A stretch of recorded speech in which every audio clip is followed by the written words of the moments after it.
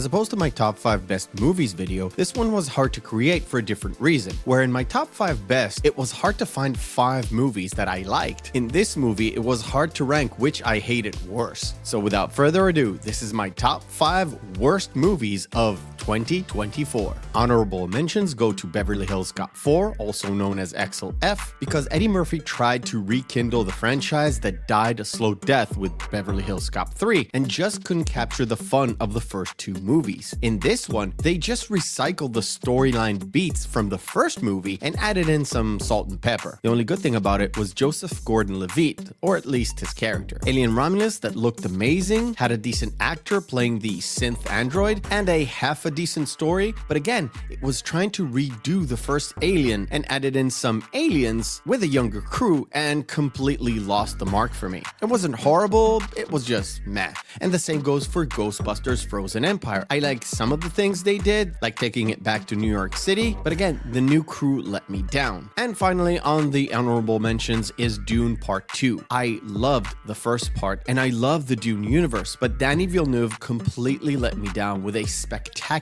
looking movie that was spectacularly boring. And I did buy the Zendaya Chani cast in the first movie that proven to be supremely awful in the second. Number 5. Gladiator 2. Gladiator 2 is a poster child of a sequel to a movie that should have not been made, because the first movie told a complete story with an emotional ending that was both epic and grandiose, and also very well executed revenge story set in ancient Rome. Gladiator 2, that was directed by the aging Ridley Scott, is so far removed from its predecessor, it was annoying that they kept bringing up the first one. It suffered the same kind of fault as the previous mentioned movies, as it was trying to follow the same storyline beats as the first movie and did it to an extent, but delivered a gray, pale imitation of what made the original so good and entertaining. And it is a crying shame that the great Denzel Washington, who by far was the best actor in the movie, was attached to this project. And at the end of the day, it was a movie that relied solely on its cinematics and visuals, as opposed to compelling storylines and well-constructed characters. And as we go down the numbers, you might notice a theme forming on this list already. Number 4.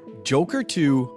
Folie à Deux. I'm pretty sure that this is most people's worst movie of the year. My co-host on the weekly show, All My Feelings, certainly ranks this one high on the list, but I didn't completely hate it. Todd Phillips created a dark, brooding movie in the first film, and he continued on doing this in the second. It looked and felt like a second part of a long movie broken into 2, which, when it comes to making a sequel, is what you strive to do, I guess. But the movie was a real mess when it comes to the story, and the musical numbers just slowed down the tale that was happening on screen with songs that have nothing to do with the plot itself. This is why I tell people that this isn't really a musical. A musical uses the musical numbers to advance the story and push us to the next scene and the next scene, acting as a passageway for each part of the story and elaborating on how the characters feel in that situation. These songs, however, meant nothing to the characters or the story or the mood. They were just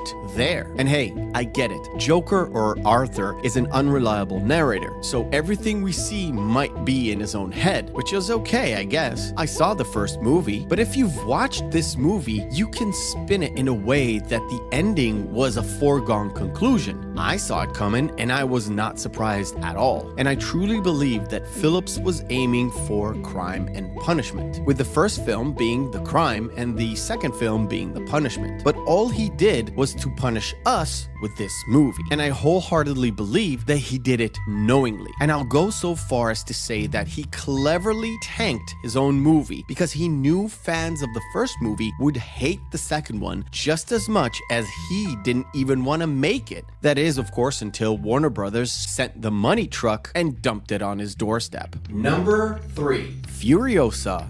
a Mad Max saga. I have a special place in my heart for the Mad Max franchise, and when I saw The Fury Road, I wasn't really impressed. It wasn't a bad movie per se, but again, I didn't feel the need to know more about this world, let alone know the backstory of a character that isn't really Mad Max. And just like Ridley Scott, I feel like George Miller lost touch with his own franchise that he created. Visually, everything looks crisp, but the CGI stuff was a little bit too much for my taste. And in terms of the characters, the one I was rooting for was actually a villain, Dr. Dementus, played by Chris Hemsworth. And it is crazy to me that a lot of people miss the fact that this is Chris Hemsworth. It is clear to me that the studio wanted a franchise in the style of Star Wars, where the Mad Max moniker would be the vehicle, pun intended, to have more and more stories within the same universe. But they forgot that Solo lost money. This MCUing of things or Star Warsing of things is a phenomenon that really has to stop. Things don't have to be connected all the time. And on top of everything that this movie has done wrong, we saw shades of Mad Max himself with the Mel Gibson silhouette and the Interceptor, clearly trying to nod to the original and clearly failing in my book. A Mad Max story with no Mad Max in it is a crying shame. Anya Taylor-Joy, who is a great actress, was really wasted here. It's a shame because I loved her role choices in the past 4, maybe 5 years with both TV and movies. And once again, a good-looking movie that failed miserably on substance. Number 2. Roadhouse. I said that the theme this year was great visuals with little to no substance when it comes to story and character development. But it was also the year of the sequel that I really didn't need to see. This movie is neither of those things. Roadhouse is not a continuation of the original story from 1989 starring Patrick Swayze, which, let's be honest, wasn't that good to begin with, but that's beside the point. Nor is this a movie that is trying to reboot some sort of a franchise. It is Roadhouse by name, only to rile up my generation to some sort of an uproar and create a false buzz for a movie that frankly deserves to be only on a streaming service, which it kind of was. Simplified, it is a glorified, straight-to-home video, action-esque movie with a predictable hero, predictable villain, and a predictable storyline. I can't